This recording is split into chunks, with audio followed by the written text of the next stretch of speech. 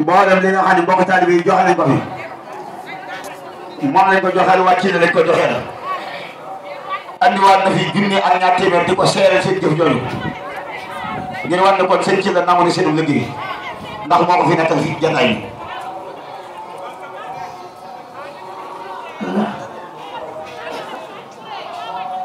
asalaamaaleykum wa rahmatullahi taala wa barakaatuhu ñoo ngi santati yàlla bu baax di julli ci yonente bi sallallahu alayhi wa sallam di siyaare mbooloo mi fi teew góor ak jigéen mag ak ndaw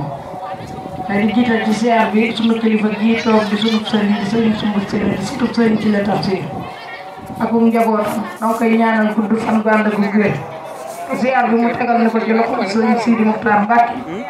ak jàmbaaram ji di jëwriñu yoon yi di sëriñ Muntaxa Mbàkke mii sunu bunt ci soxna Mariama bu si Jaaratullaahi kàddu gi nag maa ngi tuub bu baax a baax ci yëkkati gi waaye nag dafa am loo xam ne rek dama koy leer sant gi nu sant yàlla mooy sëtub sëriñ ci la fi toog ndax fii kat lu fi am lu nekk sëriñ ci la na ko fàggul